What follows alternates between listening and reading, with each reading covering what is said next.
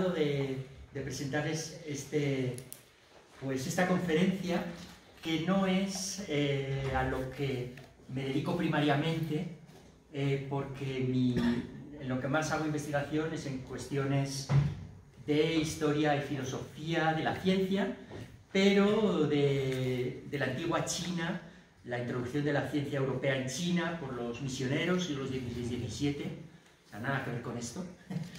Pero sí que este es un trabajo que hice hace unos años, se publicó un artículo, que yo creo que es el que conoció Saúl, y bueno, por eso estoy aquí, y bueno, pues vamos a ver si les interesa. El título lo puse así para impactar, ¿no? ¿Qué hicieron ellos bien y nosotros mal? El ascenso de China como poder global y lo que podemos aprender en México de la experiencia asiática tiene mucho que ver con lo que me pidió el propio doctor Saúl, ¿no? que hiciera. Ahí en el título está China, que es de lo que más voy a hablar, pero realmente, como ha dicho él en la presentación, no voy a hablar solo de China. Se habla mucho de China en los últimos años. China está en boca de todos, del enorme salto que ha dado, ya es la segunda potencia económica del mundo y va camino de... Y bueno, según estos parámetros, ya ven que los economistas, según miran una cosa u otra, los números salen de una forma u otra, según algunos rubros ya sería la primera, pero bueno, lo que está claro es que si todo sigue así, de aquí a unos años va a ser la primera, va a adelantar a Estados Unidos. Se habla de un milagro chino, pero habría que hablar más del milagro asiático. Y voy a empezar hablando sobre todo de Japón, porque todo empezó en Japón. Y a partir de Japón fueron todos los demás países. Durante años, Japón tuvo tasas de crecimiento nunca alcanzadas por el capitalismo mundial. Después de la Segunda Guerra Mundial, que como saben, pues quedó destruido, es el único país al que le han caído las bombas atómicas. Pero entre 1953 y 1971 hubo un crecimiento sostenido de cerca del 9% anual. Lo fundamental fue una profunda transformación de la estructura económica y tecnológica. Japón era un país atrasado, aislado, sin recursos. ¿Cómo pudo lograr su desarrollo? Yo me acuerdo, bueno, buena parte de esto lo aprendí con un profesor del TEC de Monterrey en aquel tiempo, que es donde yo trabajaba hace unos años, que contaba, bueno, como una especie de chiste. Supongo que se lo debió inventar algún argentino, porque decía, bueno, en el mundo hay 4 tipos de países: los países desarrollados, los países no desarrollados, Japón y Argentina. Japón, porque sin tener nada, ningún recurso natural, parece abocado a la pobreza, sin embargo es un país muy rico. Y Argentina, por todo lo contrario. Pero bueno, desgraciadamente eso se podría aplicar a muchos más países, por ejemplo México, ¿no? Que también lo tiene todo y no acaba de dar ese salto, ¿no? Bueno, para entender el crecimiento de Japón hay que considerar su historia.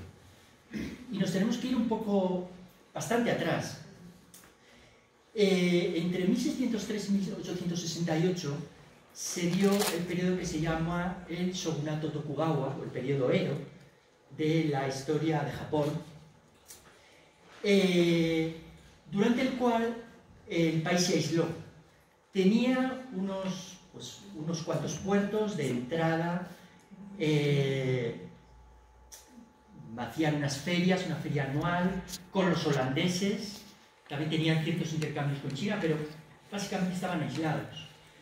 Entonces, eso creó una sociedad autosuficiente, se creó un artesanado, pequeños talleres, el trabajo se dividía. Entonces, eso hizo que desde esa época hubiera toda una tradición de hacerlo todo ellos, de tener que buscarse la vida, como diríamos en España, ¿no? A diferencia de lo que pasó, por ejemplo, en América Latina, que dependía de la metrópoli todo el tiempo. Dependía de la metrópoli en la época virreinal, es obvio, pero luego en la independencia pues también empezó a depender de países europeos, de Estados Unidos, en Japón estuvo aislado. Ahora, en el siglo XIX, Europa ya llegó, Inglaterra sobre todo, y otros países llegaron con las armas a Asia Oriental, a China, Corea, Japón. Fue un gran reto.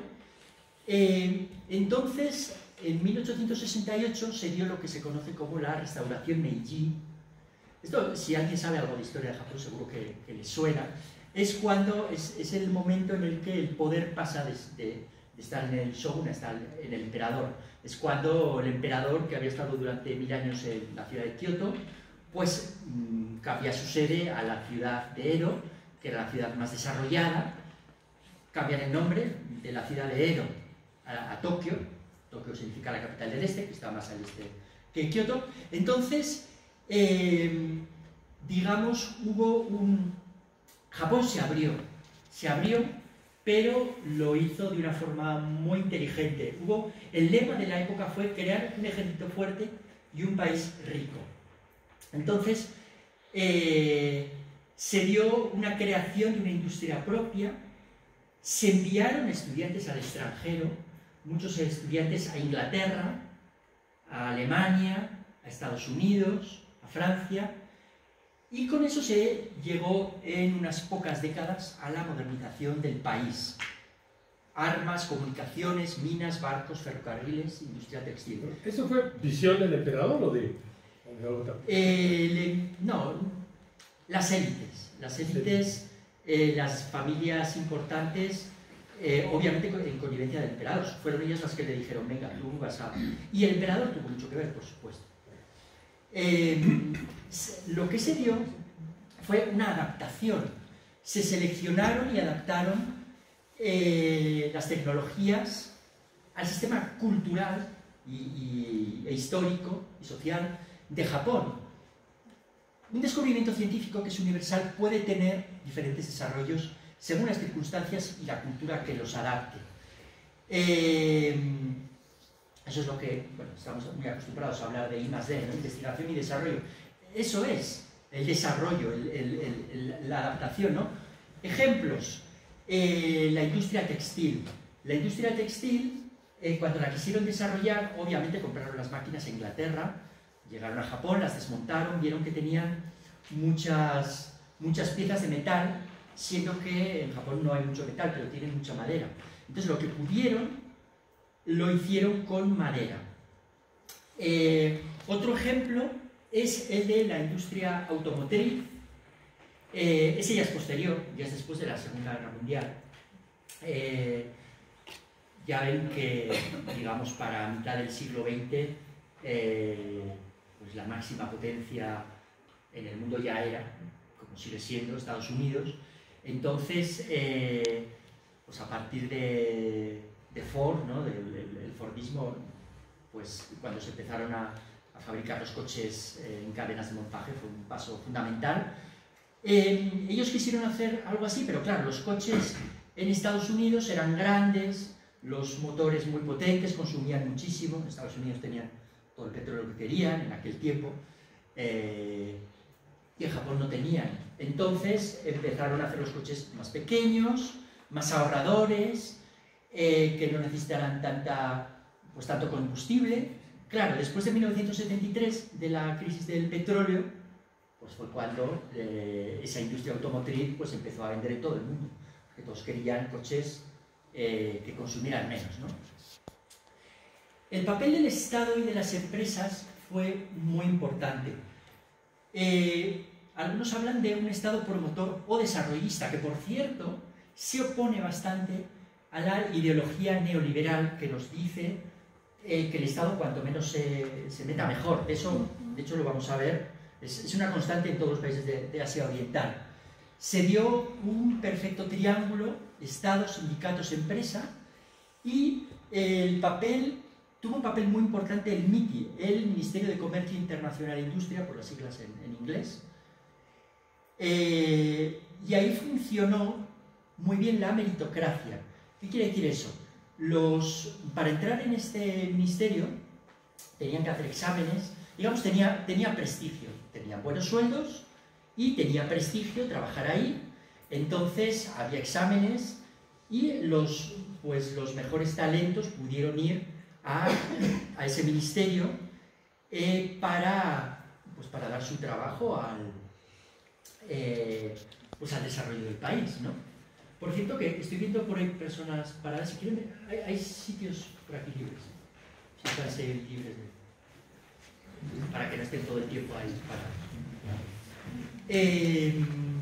Eso, claro, eso también es una diferencia con respecto a otros países, ¿no? Como México, donde muchas veces los que tienen mejores calificaciones, los que tienen una carrera, pues se van a la industria privada, porque a lo mejor ganan más, en lugar de dedicar sus esfuerzos y su talento al desarrollo del país. Algunas corporaciones, como Mitsubishi, Mitsui o Sumitomo, son muy antiguas, de hecho, del periodo del shogunato Tokugawa. Eran familias ya importantes en el shogunato Tokugawa. Luego, en la restauración Meiji, esas y otras que surgieron se convirtieron en Zaibatsu, que eran grandes corporaciones, grandes grupos empresariales japoneses que sacaron mucho dinero y mucho desarrollo por el colonialismo, porque Japón desde el 68 empezó su desarrollo. En 50 años, para la Primera Guerra Mundial ya era una potencia, y ya estaban en Corea, y luego invadieron China, y luego buena parte de Asia Oriental, y bueno, ahí es donde entró la confrontación con Estados Unidos, como saben, pero durante años sí que tuvieron todo un imperio colonial, y entonces estas grandes familias sacaron pues mucho dinero de ahí. Eran estos conglomerados, los Zaibatsu, eran principalmente familiares. Después de la Segunda Guerra Mundial, con la invasión de Estados Unidos y todos los cambios que hubo, se transformaron en lo que se llama Keiretsu. Son sociedades ya de muchos propietarios, digamos, sociedades anónimas, ¿no? Bueno, la Segunda Guerra Mundial, como saben muy bien, pues fue brutal para todos los países involucrados, menos para Estados Unidos, que no la sufrió en su terreno, todos los demás pues sí.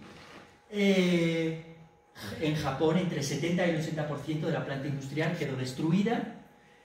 Entonces es cuando se tuvieron que, después de la guerra,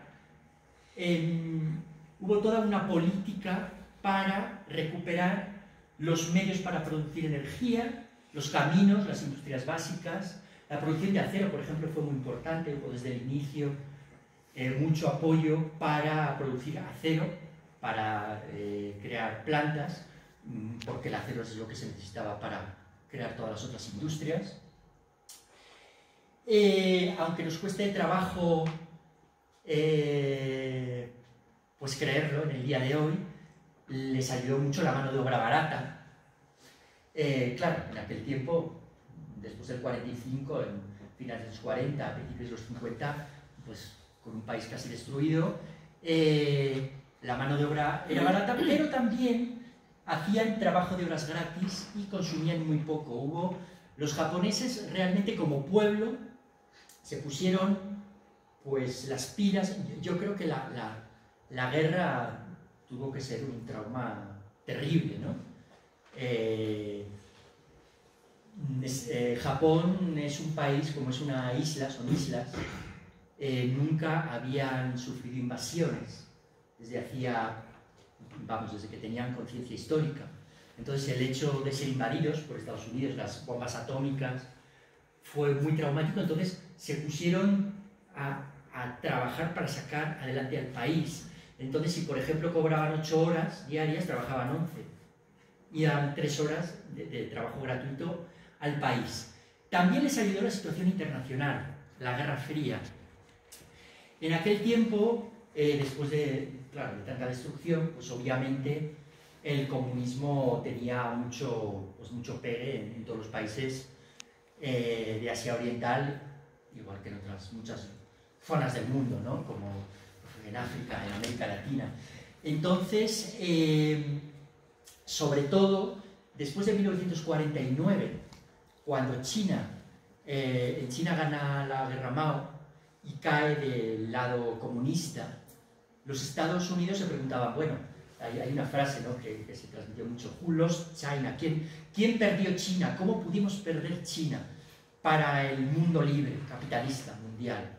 Entonces, si eso había pasado en China, en Corea ya ven cómo estaban, en Vietnam, bueno, Vietnam fue posterior, pero quiero decir, toda Asia Oriental estaba ahí, pues, pensando en el comunismo, en Japón también. Entonces, para evitar eso, se les proveyó de mercados a Japón para los productos que empezaban a producir, y también Estados Unidos se abrió también a los productos de Japón. Entonces, en aquel tiempo, Japón empezó a exportar cosas que no necesitaban una alta tecnología, que usaban sobre todo la mano de obra, como ropa, zapatos, etc.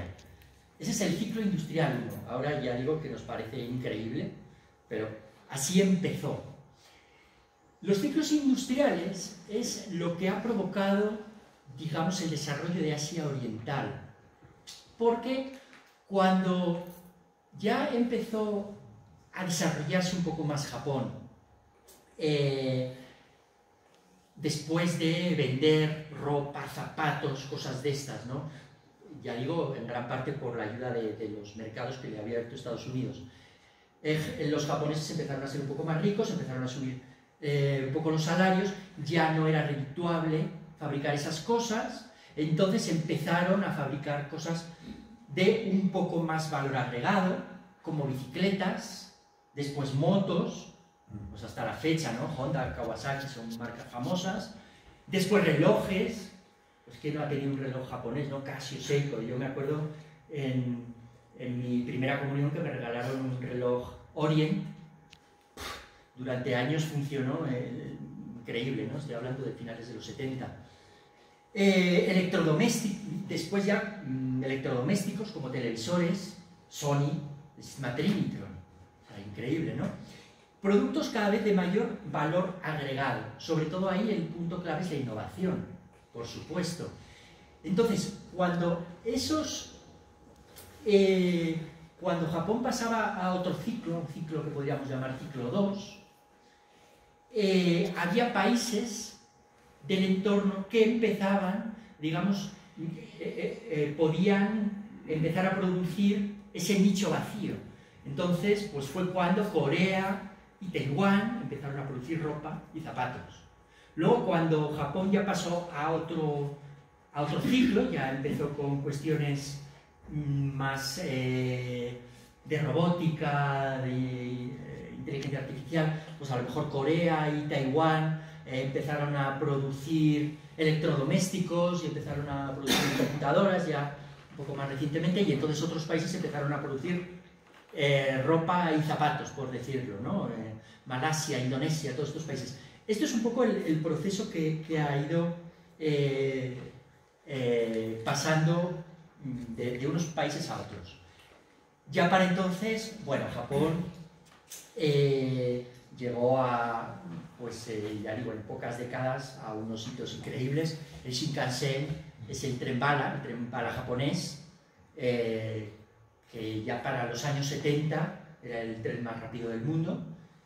La miniaturización, Japón es un país, no sé si alguien ha estado en Japón, aparte de que no tiene mucha superficie, son 300.000 kilómetros cuadrados, y una población, pues bueno, relativamente cercana a la de México, siendo que es, pues eso, 7 veces más pequeño. Aparte de eso, la mayor parte de Japón son montañas. O sea, realmente la parte disponible para la gente no es mucha. Entonces están acostumbrados a vivir en lugares pequeños. Yo me acuerdo cuando estuve en Japón, tenía allí un amigo, estuve en el departamento de su hermana en Osaka, que era una cosa minúscula. Entonces, está dentro de su cultura. Eso les sirvió, ya digo, para hacer cosas más pequeñas, que es lo que les ha dado también mucho renombre en el mundo. La industria automotriz, como les he dicho, y además ahí hay casos como el caso de Toyota, que también fue un paso más allá después del caso de Ford. Se pasó del sistema fordista, del ensamblado, de hacer todo en cadenas de montaje, a la forma de subcontratistas. Básicamente el 30% del carro lo hace Toyota, lo demás lo hacen pequeños talleres, pequeñas empresas que trabajan que son contratadas por Toyota, ¿no? Entonces, esto proviene, por cierto, hay que buscar los antecedentes históricos en el Shogunato Tokugawa, que les he dicho que se crearon miles de pequeños talleres que trabajaban unos para otros, ¿no? En lugar de hacerlo todo una gran multinacional. Bueno, ¿cuáles son los factores de desarrollo que podemos encontrar en Japón y en general en los otros países, en los tigres asiáticos y recientemente en China? Bueno, por una parte, la excelente administración. Todos tenemos la idea, ¿no?, de que los japoneses son súper cuadrados, súper metódicos, ordenados. De hecho, ellos implementaron sistemas de administración en las empresas que luego se han extendido a otros lugares. No sé si alguien ha oído hablar del sistema 5S. Sí. El sistema este 5S de, pues, yo que sé, alguna vez un amigo me lo explicó, que eran las cosas que utilices todos los días lo tienes aquí en tu escritorio. Las cosas que utilizas a lo mejor una vez a la semana, un poco más allá. Las que usas una vez al mes, en otro sitio. Las que puedes usar una vez al año, pues en un almacén. Y las que no has usado en un año, fuera, tirarlas. Este tipo de cosas, ¿no?, que se relacionan mucho con el minimalismo. Además, ya les digo, en un sitio donde no hay mucho espacio, pues hay que ordenar. Una fábrica que esté todo ahí desordenado y sucio, no se trabaja tan bien. Este tipo de administración de empresas, ellos fueron los pioneros. El papel de la inversión y el ahorro. Ya les he dicho que los japoneses al principio fueron muy ahorradores, y eso se da en todos los países de Asia Oriental. Hay por ahí estudios que indican que alrededor del 40% de lo que la gente gana o produce, o sea, el 40% de lo que se gana se ahorra, mientras que en América Latina está en torno entre el 10 y el 15%, o sea, menos de la mitad. Y aparte, buena parte de eso se invierte en el país. Y aquí las grandes familias que ahorran, pues muchas veces lo invierten en el exterior, ¿no?, que parece más seguro, entre comillas. El desarrollo del mercado interno fue muy importante. O sea, se empezó conscientemente a producir cosas para exportación, pero que primero fueran para el propio mercado interno, ¿no? Hay una cuestión muy importante que se da en todos estos países, y es un cierto proteccionismo, esto de nuevo volviendo al neoliberalismo, ¿no? O sea, los países se pueden abrir, y conviene que se abra a los que pueden competir, no cuando uno empieza, porque se abre y lo arrasan a uno. Entonces, estos fueron muy proteccionistas. Luego hubo factores históricos como el miedo a ser invadidos. Para que se hagan idea, antes les decía, ¿no?, que Japón durante siglos estuvo bajo el esquema de que no podían ser invadidos. Bueno, los mongoles en el siglo XII, Gengis Khan y sus descendientes, que ya ven que conquistaron buena parte de Asia, China, llegaron a Europa, en fin. Kublai Khan hizo una flota para invadir Japón, y resulta que, si hubiera llegado a las costas, los japoneses no habrían podido hacer nada. Pero hubo una serie de tormentas que destrozaron buena parte de la flota de los mongoles, y entonces ya no pudo invadir Japón. Entonces, a partir de ahí, los japoneses, que además son, ya saben, animistas, el Shinto y todo eso, empezaron a hablar del viento divino que les había ayudado. El viento divino, en japonés, se dice kamikaze. De ahí vienen los kamikazes. O sea, kamikaze significa viento divino. Entonces ellos estaban convencidos de que nadie les podía invadir, y cuando empezaron a ver que los Estados Unidos estaban ganando la guerra, pues bueno, vamos a ser nosotros los kamikazes humanos, ¿no? Y aún así no lo consiguieron. Entonces, claro, de todas formas, ese miedo a ser invadidos fue muy importante para volverse hacia ellos mismos y tratar de desarrollarse, ¿no? Los factores políticos. Hubo durante bastantes años, durante varias décadas, un partido que gobernó en Japón. ¿Siglo pasado? Después de la Segunda Guerra Mundial. Después de la Segunda Guerra Mundial. No tengo por ahí las fechas, pero hasta el año, ya no sé si 80 y tantos, 90 y tantos, hubo el mismo partido. Esto también se ve más claramente en los otros países. En Corea y Taiwán, Corea del Sur y Taiwán, también consiguieron su desarrollo en los años 50, 60, 70, 80, por una dictadura. O sea, no había democracia. Ahora sí ya son democracias. Pero en aquel momento eran dictaduras de derecha. En Taiwán pues estaba Chiang Kai-shek, que perdió la guerra en China, el Kuomintang, el Partido Nacionalista, y en Corea no sé qué partido había, pero bueno, fueron todo partidos, digamos, únicos que desarrollaron, tuvieron varias décadas, ¿no?, para desarrollar el país. El caso de China no hace falta ni hablarlo. O sea, un partido único, pues desde hace décadas, ¿no? Y yo creo que no tienen intención de abrir el país a otros partidos. La transferencia de tecnología, esto también es muy importante, lo que se conoce como transferencia de tecnología en los estudios de ciencia, tecnología y sociedad. Obviamente, cuando un país empieza a desarrollarse no tiene tecnología, tiene que comprarla. Pero lo que se hace es tratar de sustituir la sustitución de tecnología extranjera por tecnología propia, para lo cual se usa la ingeniería de reversa. ¿Qué es la ingeniería de reversa? Bueno, pues compramos una máquina de Estados Unidos, la desmontamos, vemos cómo funciona y nosotros hacemos lo mismo pero más barato. Es lo que les critican tanto a los chinos, ¿no? De las copias, las malas copias, las cosas chafas. Bueno, sí, pero es que esa es la forma de desarrollarse. Esa es la forma de la ingeniería de reversa, es la forma de poder hacer cosas propias y luego pues ir mejorándolas para llegar al mismo nivel y preferiblemente con innovación pues un nivel mejor, ¿no?, para luego poder vender.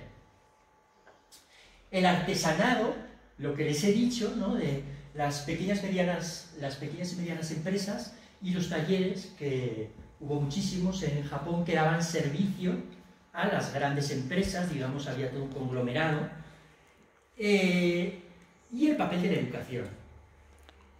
Del papel de la educación es algo que podemos hablar más adelante, lo voy a nombrar ya cuando llegue a China. Bueno, desde luego la educación es muy importante en Japón y en todos estos países. He puesto ahí lo del papel del confucianismo. El confucianismo en Japón tuvo influencia, pero no tanta, como por ejemplo en Corea, o por supuesto en China, o en Vietnam. Y bueno, el confucianismo y otros valores tradicionales de Asia Oriental se consideraba a principios del siglo XX que era lo que había detenido el desarrollo de China, por ejemplo, y ahora se considera que es pues parte de lo que les ha dado la ventaja. Pero bueno, ya hablaremos un poco mejor de eso. Desde luego lo que está claro es que en Japón, eso seguramente lo habrán oído, ¿no? Hay mucha presión, hay niños que se suicidan en Japón, en Corea, porque bueno, la presión es terrible. Y en China también pasa eso, ¿no? Tengo una amiga mexicana, pero que fue a vivir a China con una niña pequeña, y entonces decía, bueno, es que yo no puedo entenderlo, porque estaba hasta escandalizada y decía, es que los niños tienen que jugar. Mi hija va a la escuela buena parte del día y luego tiene tareas que tarda 4 horas en hacerlos. Y cuando vivía en México tenía a lo mejor 1 o 2 horas a la semana de tareas. Y allí son 4 horas diarias. Bueno, eso también hace algo, ¿no?, por el desarrollo del país. Bien, Japón se puede considerar un ejemplo o un contraejemplo económico, porque constituye un gran reto a la ortodoxia económica capitalista, pues ha hecho prácticamente todo al revés o mal de acuerdo a esas teorías. La ortodoxia dice que el Estado debe influir lo menos posible en la economía. La ortodoxia, los Chicago Boys, ¿no? La ortodoxia del neoliberalismo. Hay que privatizar para aumentar la eficiencia. Nos han vendido esto en América Latina desde hace décadas. Eso lo hicieron muchos países de América Latina y así les ha ido, pero no Asia Oriental. Ya digo que eso está bien cuando ya uno tiene un cierto nivel. Mientras tanto, la forma de desarrollarse no puede ser tan así, ¿no? Oye, Milton Friedman sí tuvo éxito en Chile, ¿no? Es de los Chicago Boys, pues era el representante. Sí, bueno, luego voy a hablar de China porque ahí hay muchas cosas muy interesantes que ver. Básicamente, comparando Asia Oriental y América Latina, una cosa muy importante, ya por ir avanzando, ¿no? pero que luego voy a hablar más, es la visión a largo plazo. La visión a largo plazo, claro, con un partido único, con una dictadura se puede. En las democracias, pues muchas veces la visión a largo plazo dura 6 años, como mucho, ¿no? Y luego lo de los ciclos industriales que les he adelantado antes, ¿no? Ahí también benefició mucho a Asia Oriental tener a Japón. América Latina no tiene un Japón. Está Estados Unidos, pero Estados Unidos es otra cosa, porque ya en la Segunda Guerra Mundial era una potencia, tiene mucha gente, o sea, no. La cuestión es que Japón, como se fue desarrollando de a poco, cuando pasaba a un ciclo superior, dejaba el nicho abierto para que otros países, primero los que llaman los NICs o NIE, ¿no? Newly Industrialized Country o Newly Industrialized Economy, que es lo que conocemos como los tigres asiáticos, que se suele hablar de Corea, Taiwán, Singapur y Hong Kong. Esos son los primeros que pudieron tomar ese nicho que había dejado vacío Japón. Después, cuando esos ya llegaron a un nivel, pues pudieron ir Malasia, Tailandia, Indonesia, Vietnam también, es un país que ha crecido muchísimo en los últimos años, y por supuesto China. China es diferente, porque China, con 1.300 millones de habitantes, nunca va a dejar ningún nicho abierto. O sea, China no puede dejar nichos abiertos, pero bueno. Vamos a hablar de China en el resto de esta conferencia. Y para eso también pues hay que irse a la historia.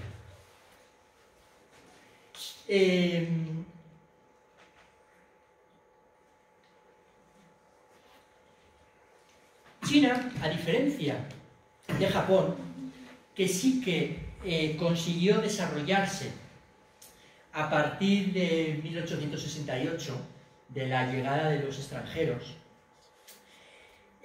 China no pasó así. En China, que siempre fue el país líder de Asia Oriental durante muchos siglos, de hecho, en muchas cosas fue hasta el siglo XVI o XVII, incluso diría hasta el XVIII. O sea, nos han vendido la idea de que Europa se desarrolló a partir de la época moderna, del siglo XVI, pero, de hecho, el verdadero... cuando Europa adelantó a Asia, no fue en el siglo XVI, fue a finales del XVIII, ya en el siglo XIX, con la Revolución Industrial. Hasta entonces, hasta el siglo XVII y XVIII, el Producto Interno Bruto, la producción, la economía de China y de la India, pero sobre todo de China, ya era muy superior a cualquier país de Europa. Entonces, China, que durante siglos ya era el país más poblado y más desarrollado del mundo, cuando llegaron los europeos, cuando llegó Inglaterra en el siglo XIX, queriendo comerciar, bueno, China le vendía muchas cosas a Inglaterra, Inglaterra pues prácticamente no tenía nada que interesar a China, excepto el opio. China no se quiso dejar vender opio, y entonces les hicieron la guerra, es el origen de las guerras del opio.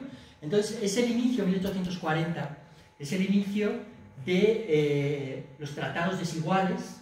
China, que no fue una colonia de nadie, fue una colonia de todos.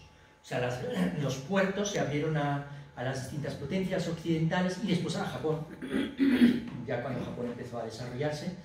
Entonces, pues China tuvo ahí como una especie de un siglo entre 1840 y 1949, que estuvo mal, que estaban los chinos en estado de shock, diciendo ¿qué pasa? O sea, ¿cómo nosotros, el reino del centro, el imperio universal,